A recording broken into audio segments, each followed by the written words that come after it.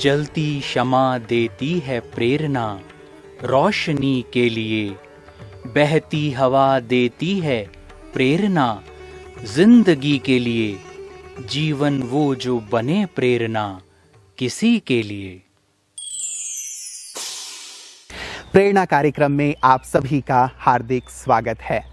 मित्रों, इस कार्यक्रम में हम कुछ ऐसी हस्तियों से आपको रूबरू करवाने जा रहे हैं जिन्होंने अपना संपूर्ण जीवन ईश्वरीय सेवा अर्थ अर्पित कर दिया, जिन्होंने न स्वयं अपने आप को ईश्वर के रंग में रंगा, बल्कि लाखों आत्माओं को आध्यात्म के पथ पर चलने के लिए प्रेरित किया। ये कार्यक्रम ऐसी ही महान विभूतियों को अर्पित है, समर्पित है। प्रेरणा।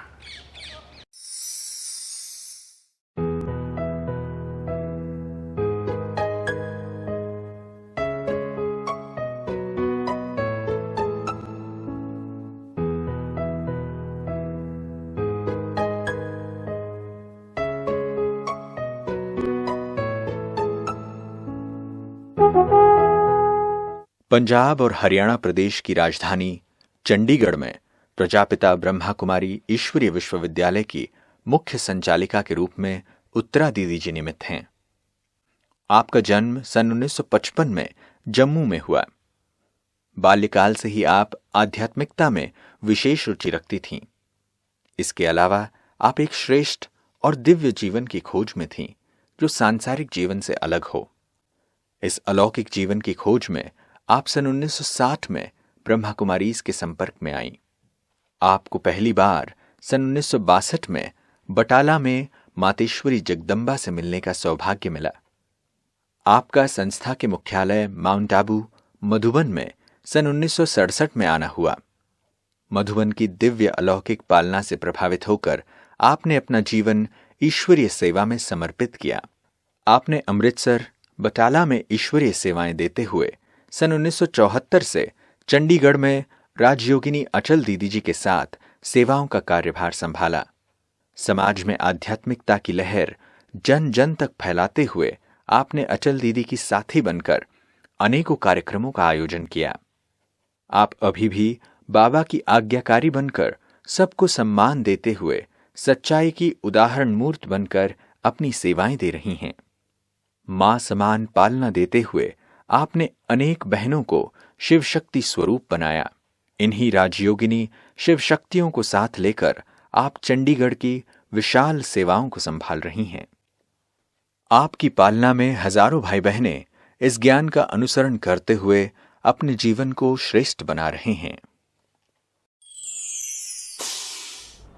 बचपन से ही अलौकिक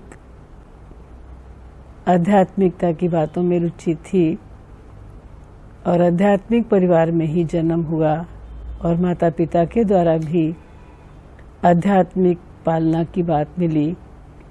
भक्ति भावना तो थी, परंतु मुझे ऐसा लगता था कि जीवन दुनियावी जीवन से कुछ अलग होना चाहिए, जिस जीवन से अनेक आत्माओं को प्रेरणा भी मिले, अनेक आत्माओं की सेवा में काम आ सके, मैं कुछ विशेष कर सकूं, ये मेरी चाहना थी। और बड़ों के प्रति आदर सत्कार की भावना बचपन से थी और उसके साथ साथ ईमानदारी से चलना, सच्चाई से चलना, झूठ या चोरी से मैं दूर रही। और जो बड़े हुए तो ये संकल्प ज़्यादा आगे बढ़ने लगा, मेरी रुचि बढ़ने लगी आध्यात्मिकता की ओर। और अच्छे पुस्तकों का संग या संत महात्माओं का संग, जैन साधुओं के प्रवचन सुनना मुझे अच्छा लगता था। दुनिया में रहते भी ये चीज़ें मुझे बहुत पसंद थी और सोचती थी कि इससे भिन्न जीवन हो। बटाला शहर में डिस्ट्रिक्ट गुरदासपुर के पास, अमृतसर के पास आध्यात्मिक ज्ञान की लहर चल रही थी, जो प्रजापिता ब्रह्मा कुमारी ईश्वरीय विश्वविद्यालय की स्थापना हो चुकी थी। उस सत्संग के अंदर वो बहनों के प्रवचन सुनने के लिए लौकिक माताजी जाया करते थे। तब उन्होंने मुझे भी प्रेरणा दी कि एक ऐसा स्थान है जहाँ स्वयं ईश्वर पिता का ज्ञान सुनाया जाता है और तुम्हारे जैसी छोटी उम्र की बहनें हैं, कन्याएं हैं जो ऐसा जीवन लेके चल रही हैं। तो मैं कुछ टाइम सुनती रही, फिर इच्छा बनी कि मैं भी जाके उन बहनों को देखूं, मैं भी उनकी विचारों को सुनूं, क्योंकि मुझे इच्छा थी कि जीवन कुछ अलग से होना चाहिए। तो जब मैं प्रथम बार विद्यालय में पहुंची, मेरी 2 फ्रेंड भी साथ में थी और वहाँ मेडिटेशन चल रहा था, योग का अभ्यास चल रहा था। और उस योग के कक्ष में जब हम जाके बैठे तो एक बहन सामने योग करा रही थी। उनको देख के उनका रूहानियत भरा चेहरा मुझे बहुत अच्छा लगा। उस योग साधना के रूप को देख के मेरा मन आकर्षित हुआ और मुझे लगा कि जो मैं चाहती थी ये पथ मुझे मिल गया, जिसकी मुझे तलाश थी वो राह मुझे मिल गई।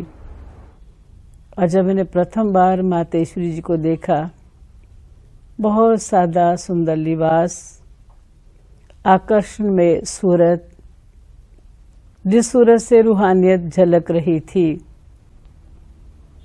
मम्मा के मधुर वचन कुछ दिन तक सुनते रहे और विश्वास बढ़ गया कि सत्य ही पिता परमात्मा धरा पे अवतरित हो चुके हैं और सरस्वती माँ जिसका गायन, पूजन, वंदन भक्ति में किया या सुना था, वो आज मेरे सामने है।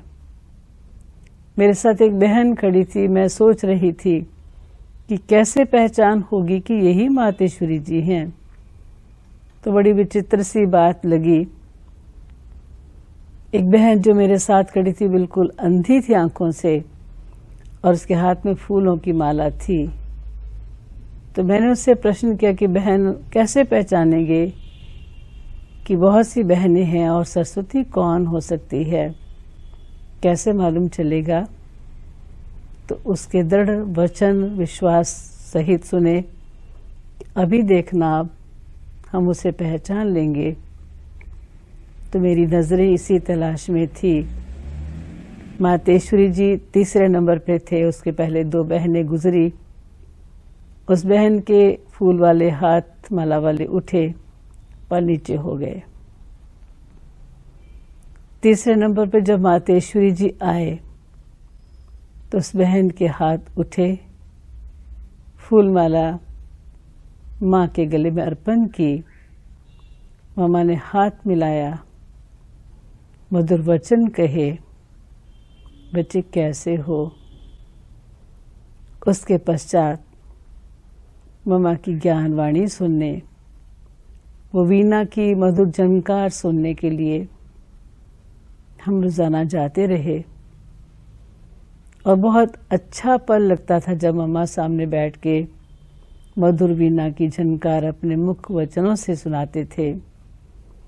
और जिस दिन मामा वापस जाने वाले थे, सभी बच्चे, भाई बहनें मामा से मिल रहे थे, आंसू भी बह रहे थे। और जब मेरा समय आया मामा से मिलने का, तो मुझे लगा कि ये सुनहरे पल फिर मुझे कब मिलेंगे? क्या मैं अपने जीवन में ऐसी सेवा कर सकूंगी? तो मेरी आंखों से भी आंसू बह रहे थे। लेकिन जब मातेश्वरी जी के पास उनसे मिलना हुआ, मामा ने बहुत प्यार भरे हाथ सिर पे फेरे, बहुत प्यार से दुलार दिया, स्नेह दिया। और मामा के ये वचन थे उनके मुख से निकले हुए कि बच्ची तुम्हें तो सेवा करनी है, तुम्हें बहुत आगे बढ़ना है, तुम्हें बहुत सेवा करनी है। और तब साथ ही साथ अचल दीदी को बुला के बोला, किस बच्ची का ध्यान रखना, ये बच्ची सेवा में बहुत सहयोगी बनेगी, कि बच्ची बहुत आगे बढ़ेगी। तो मुझे और ज़्यादा विश्वास, खुशी इस बात की हो रही थी कि स्वयं मातेश्वरी जगदम्बा के मुख से वचन निकले हैं।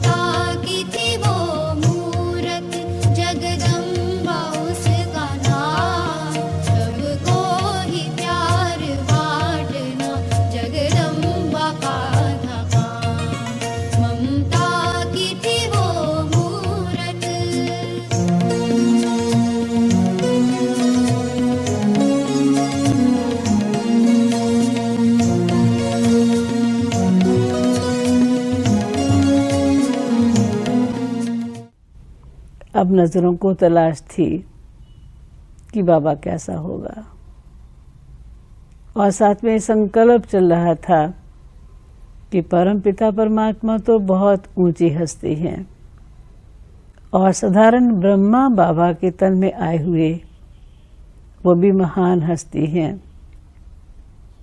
तो भला हम उनसे कैसे मिल पाएंगे?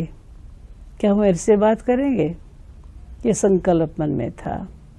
तो ब्रह्मा बाबा से मिलने के साथ साथ जब जब बाबा के कमरे में जाना हुआ तो बाबा एक ही बात मुझे बार बार याद करा रहे थे कि बच्ची तुम्हें सेवा करनी है, सेवा में भेजूं, जाओगे? तो मैं हाँ में सिर हिलाती, हाँ जी बोलती। पर मुझे लगता था कि मैं सेवा कैसे करूंगी, मुझे कुछ आता नहीं, समझाना ज्ञान नहीं सुना सकती। पर बाबा को इतना विश्वास कि बाबा बार बार अपने मुख कमल से एक बात पक्की करा रहे थे, तुम्हें सेवा करनी है, तुम्हें सेवा करनी है।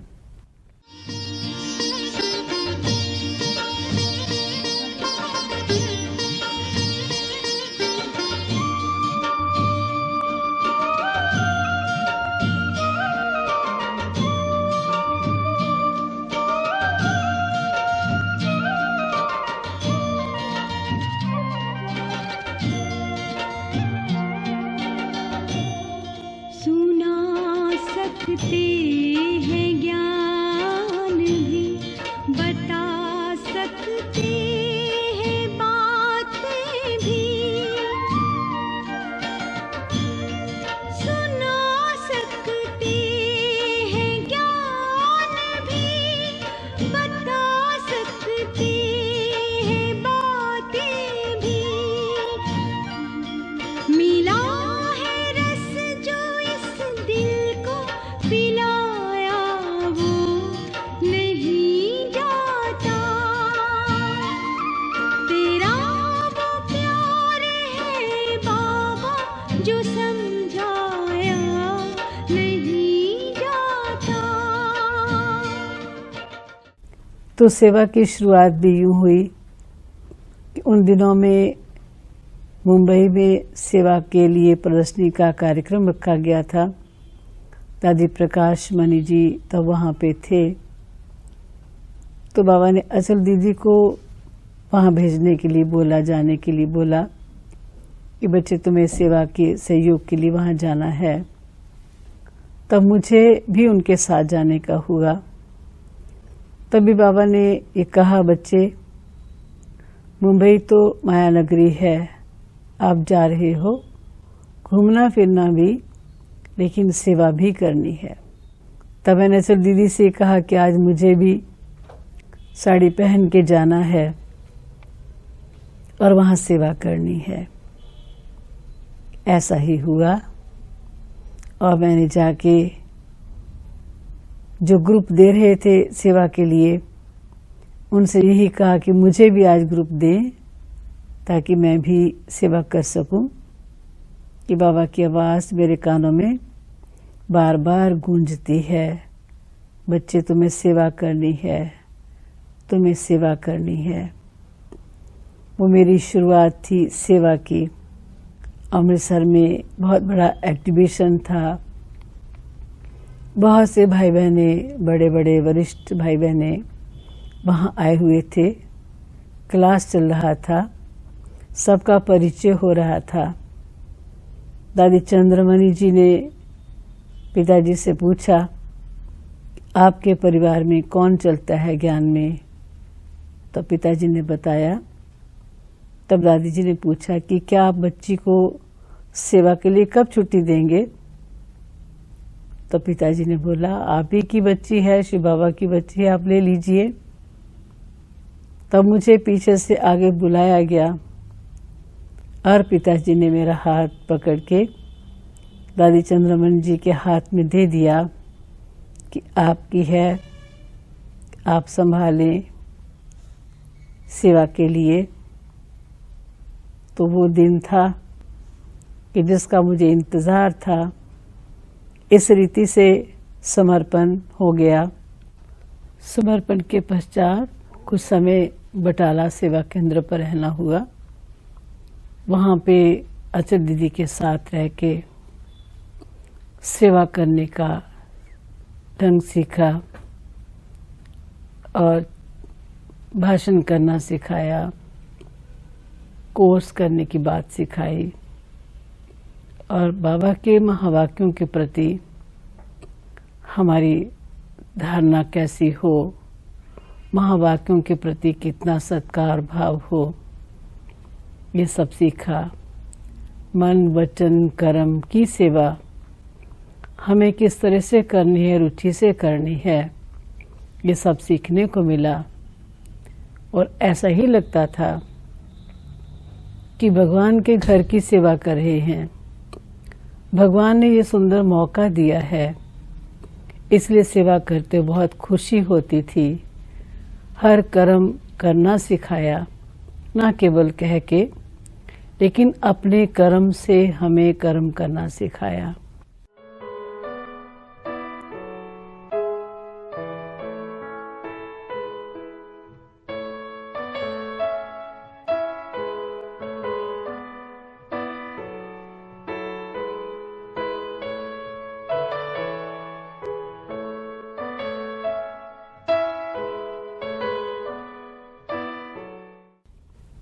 और कुछ समय 2 साल के करीब बटाला में रहने के साथ साथ अमृतसर जाना हुआ दादी चंद्रमणि जी के पास।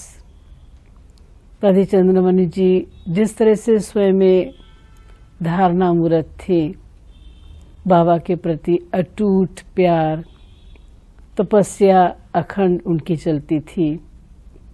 उनके पास रह के हमें वो सीखने का मौका मिला और बड़ों के द्वारा हमें ये सीखने को मिला कि हमेशा हर कर्म करने से पहले हम बड़ों से पूछें, उनकी हाँ में हाँ मिलाएं। हर बात में हाँ जी का पाठ पढ़ना सिखाया। 2 वर्ष तक अमृतसर में दीदी चंद्रमणि जी के साथ रहने का मौका मिला और बहुत कुछ सीखने को मिला कि हम सेवा के क्षेत्र में तो रहेंगे, हमारा जीवन साधारण सिंपल भी हो और वचन कर्म बहुत ऊंचे हों।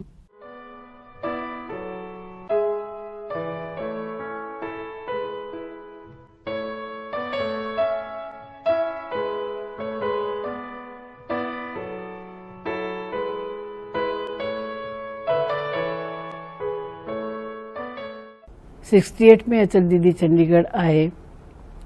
उसके कुछ समय के बाद दादी चंद्रमणि जी ने हमें भी सेवा अर्थ चंडीगढ़ भेजा और चंडीगढ़ आने के पश्चात सेवा का और खुला मैदान हमें मिला।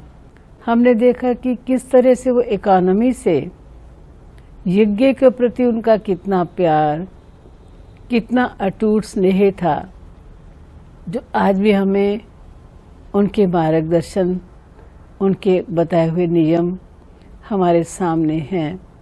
अचल दीदी जबकि इतने संपन्न आगे बढ़ते हुए थे, बाबा से मिले हुए थे और आगे उनका जीवन बहुत आगे बढ़ रहा था, हमने उनके जीवन में देखा कि जहाँ भी कहीं सेवा के विशेष आयोजन होते, बड़े बड़े कार्यक्रम मेले जैसे होते, और दीदी वहाँ पहुँच के पूरा दिन रात एक करके सेवा में अथक होकर जुटे रहते। चाहे तबीयत ढीली भी हो, लेकिन तो भी दीदी को लगता, हम भले उनको कहते कि दीदी आप आराम करें, रेस्ट करें, ये काम बाद में हो जाएगा, लेकिन दीदी का जवाब मिलता कि बाद में नहीं, अभी करना है। हर काम के प्रति उनकी रुचि इतनी ज़्यादा, इतना अधिक ज़्यादा प्यार कि जो भी काम सामने है सेवा का, उसे तुरंत करने का है, अभी करने का है।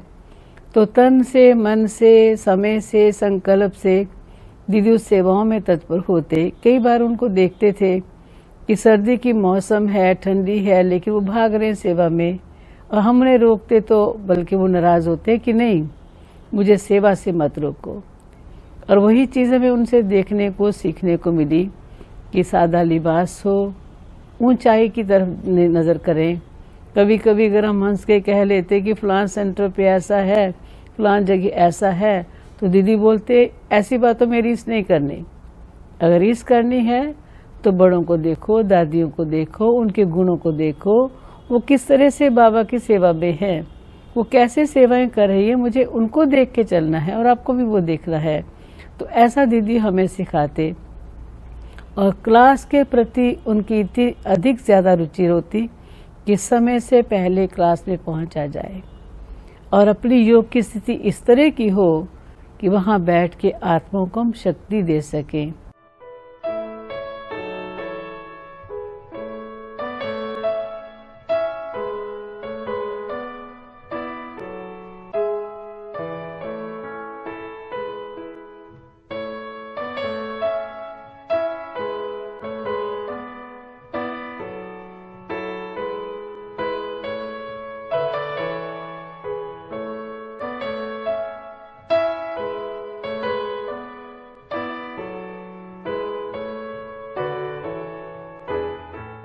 तो जब बाबा अव्यक्त बाबा से मिलना हुआ प्रथम बार, तो बाबा ने बहुत सुंदर शिक्षाओं से सजाया।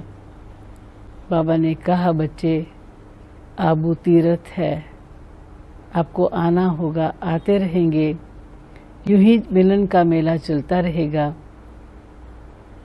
तो ऐसा चलते चलते बहुत बार बाबा से नज़दीक से मिलना हुआ। बाबा ने वरदान भी दिए।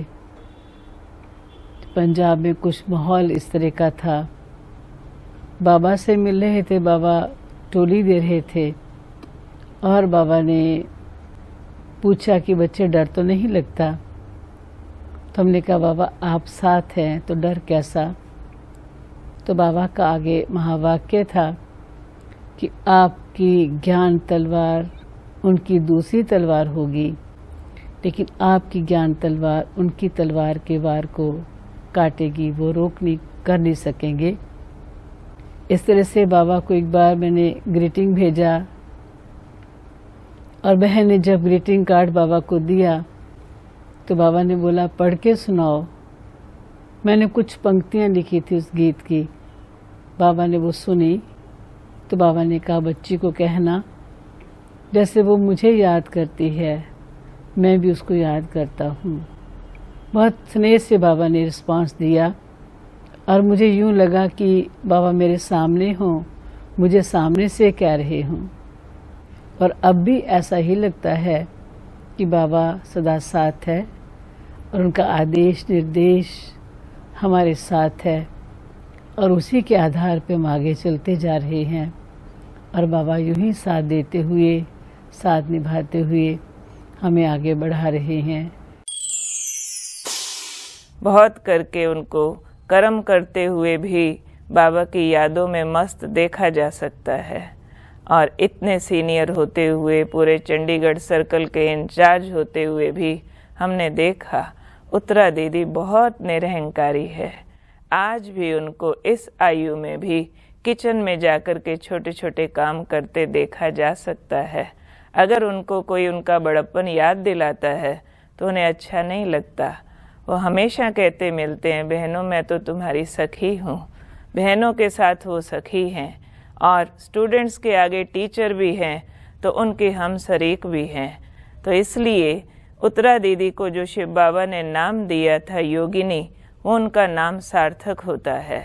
उनके नयनों में बाबा के प्रति प्यार, विश्वास और एक गहरी प्यार की लगन सच्ची गोपिका वाली देखी जा सकती है। उत्तरा दीदी हमारे लिए एक बहुत बड़ी प्रेरणा स्रोत है।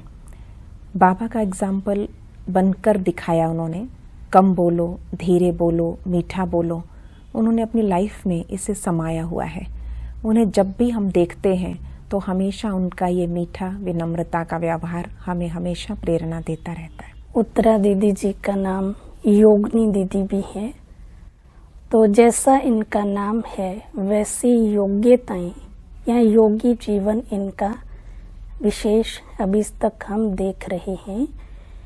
इनको हमने जो देखा, बड़ों की आज्ञा का पालन करना और ये बड़ों का रिस्पेक्ट करते अति, और जितने भी टीचर्स बहनें हैं इनके साथ विशेष सखी रूप में रहते हैं, जिसके कारण हर बहन इनको अपने दिल की हर बात कह पाती है। 21 वर्षों के अंदर हमने देखा कि जितने भी बातें जितने भी बहनों ने इनसे की, तो कोई भी बात कहीं पर भी लीक नहीं हुई।